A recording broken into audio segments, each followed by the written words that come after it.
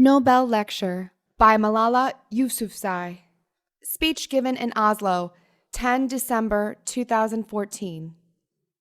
Dear sisters and brothers, today is a day of great happiness for me. I am humbled that the Nobel Committee has selected me for this precious award.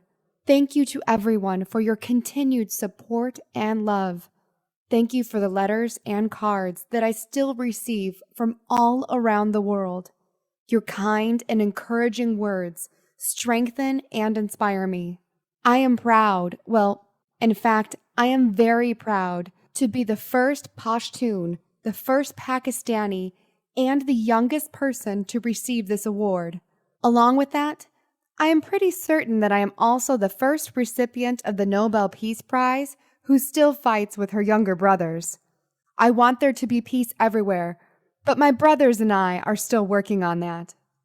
This award is not just for me. It is for those forgotten children who want an education. It is for those frightened children who want peace. It is for those voiceless children who want change. I am here to stand up for their rights, to raise their voice. It is not time to pity them. It is time to take action, so it becomes the last time that we see a child deprived of education. I have found that people describe me in many different ways. Some people call me the girl who was shot by the Taliban, and some, the girl who fought for her rights. Some people call me a Nobel laureate now. However, my brothers still call me that annoying, bossy sister. As far as I know, I am just a committed and even stubborn person who wants to see every child getting quality education, who wants to see women having equal rights, and who wants peace in every corner of the world. Education is one of the blessings of life, and one of its necessities. That has been my experience during the 17 years of my life.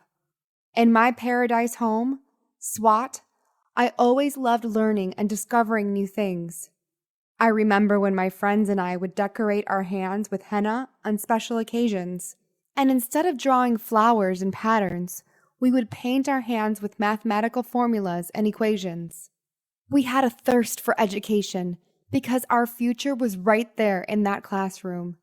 We would sit and learn and read together. We loved to wear neat and tidy school uniforms, and we would sit there with big dreams in our eyes. We wanted to make our parents proud and prove that we could also excel in our studies and achieve those goals, which some people think only boys can. But things did not remain the same. When I was in Swat, which was a place of tourism and beauty, it suddenly changed. I was just 10 when more than 400 schools were destroyed. Education went from being a right to being a crime. Girls were stopped from going to school. When my world suddenly changed, my priorities changed too.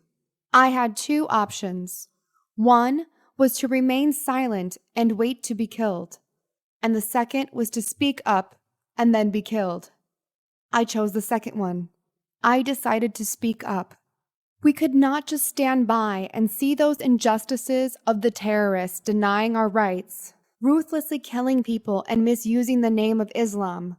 We decided to raise our voice and tell them, have you not learnt? Have you not learnt that in the Holy Quran, Allah says, if you kill one person, it is as if you kill all of humanity? The terrorists tried to stop us and attacked me and my friends, who are here today, on our school bus in 2012, but neither their ideas nor their bullets could win. We survived, and since that day, our voices have grown louder and louder. I tell my story not because it is unique, but because it is not. It is the story of many girls. Sometimes, people like to ask me, why should girls go to school? Why is it important for them? But I think the more important question is, why shouldn't they? Why shouldn't they have this right to go to school? In my own village, there is still no secondary school